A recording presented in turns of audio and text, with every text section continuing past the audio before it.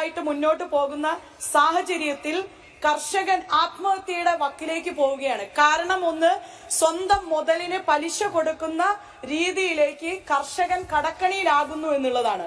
സപ്ലൈകോ സംഭരിക്കുന്ന നെല്ല് കുത്തരിയാക്കി റേഷൻ കടകളിലൂടെ വിതരണം ചെയ്യുന്നു. വിതരണം ചെയ്യുന്നതിന്റെ കേന്ദ്രം പ്രഖ്യാപിച്ച മിനിമം സപ്പോർട്ട് പ്രൈസ് ഉൾപ്പെടെ കേന്ദ്ര ഗവൺമെന്റ് ആണ് നൽകേണ്ടിയിരുന്നത്. അത് സമയബന്ധിതമായി ലഭിക്കുന്നില്ല എന്നുള്ളതാണ് സംസ്ഥാന സർക്കാരിന്റെ ആക്ഷേപം.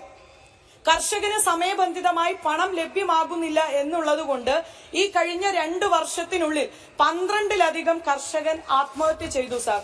നെല്ലിന്റെ ഏറ്റവും കുറഞ്ഞ താങ്ങുവില കിലോഗ്രാമിന് 35 രൂപയാക്കണമെന്നുള്ള ഒരു കർഷകരുടെ ആവശ്യം ഇന്ത്യയൊട്ടാകെ പ്രത്യേകിച്ച് പാലക്കാടും കേരളം ഉൾക്കൊള്ളുന്ന കർഷകർ ആവശ്യപ്പെടുന്നുണ്ട്. അതോടൊപ്പം തന്നെ കർഷകർ പറയുന്നു, സംഭരിച്ച നെല്ലിന്റെ വില വൈകുന്നതിന് പലിശ സർക്കാർ നൽകുകയും വേണം. പ്രത്യേകിച്ച് സാർ, പാലക്കാട് ഉൾക്കൊള്ളുന്ന എന്റെ ആലത്തൂര് പാർലമെന്റ് മണ്ഡലം, ഞാൻ പ്രതിനിധീകരിക്കുന്ന മണ്ഡലം, പറമ്പിക്കുളം, ആളിയാർ പോലെയുള്ള ജലസേചന പദ്ധതികളിൽ നിന്നും ചിറ്റാർ, ഭാരതപ്പുഴ ഉൾക്കൊള്ളുന്ന പ്രദേശങ്ങളിൽ നിന്നുമാണ് ജലസേചനവും കുടിവെള്ളത്തിനുമായിട്ട് കർഷകർ ജലം ഉപയോഗിക്കുന്നത്. ഇത് കൃത്യസമയത്ത് ഉചിതമായ രീതിയിൽ എത്തുന്നതിന് വേണ്ടിയിട്ടുള്ള ഉറപ്പ് വാങ്ങുകയും അത് ഉറപ്പാക്കുകയും സർക്കാരിന്റെ ഭാഗത്ത് നിന്ന് വേണമെന്ന് പറയുന്നതോടൊപ്പം തന്നെ കാർഷികോൽപ്പന്നങ്ങൾ സംഭരിക്കുന്നതിന് ഒരു സ്ഥിരം സംവിധാനം ഏർപ്പെടുത്തുകയും ബജറ്റിൽ ഇത്തരം പ്രൊഡക്റ്റുകൾ ഉൽപാദകരിൽ നിന്ന് നേരിട്ട് സ്വീകരിക്കുന്നതിന് തുക വകയിരുത്തണം എന്നുള്ളത് കൂടി അവസരത്തിൽ സൂചിപ്പിക്കുകയാണ്.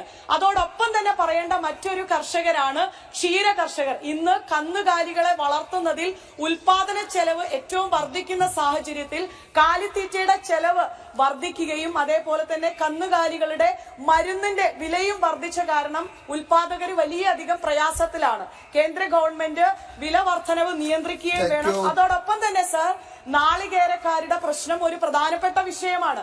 അത് കേന്ദ്രം നേരിട്ട് നാളികേരം സംഭരിക്കുന്നതിന് വേണ്ടിയിട്ടുള്ള ഒരു ഇടപെടലും ചെയർമാൻ ത്രൂ സർക്കാർ സ്വീകരിക്കണം എന്നുള്ളത് ഈ അവസരത്തിൽ ആവശ്യപ്പെടുന്നു. Thank you.